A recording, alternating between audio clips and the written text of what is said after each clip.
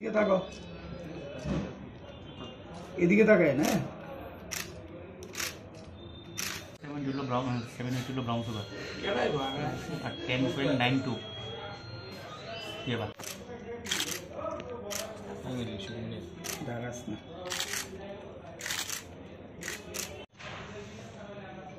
তো মোবাইল আছে না? একটু ঘুরে দেন না, কাগজটা দিয়ে ঘুরে দেন। উল্টো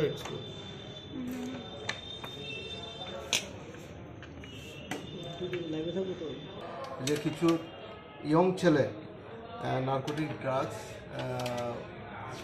বিক্রি করছে বটতলা মার্কেটে।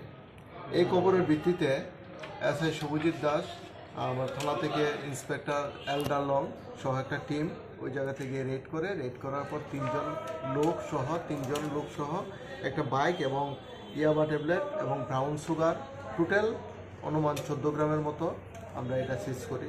এই ভিত্তিতে আমরা একটা মামলা নিয়েছি, এনডিপিএস অ্যাক্টের একটা মামলা নিয়েছি, যার number 111/2025 under section 22B 2529 of NDPS act. আজকে তিনজনকে সুমন ঘোষ, যার বাড়ি গান্ধীগ্রাম,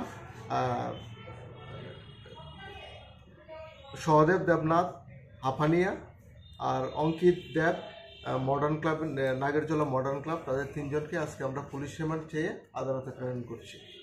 গতকাল কয়টার সময় আপনারা? গতকাল সন্ধ্যার সময়। কোন জায়গায়?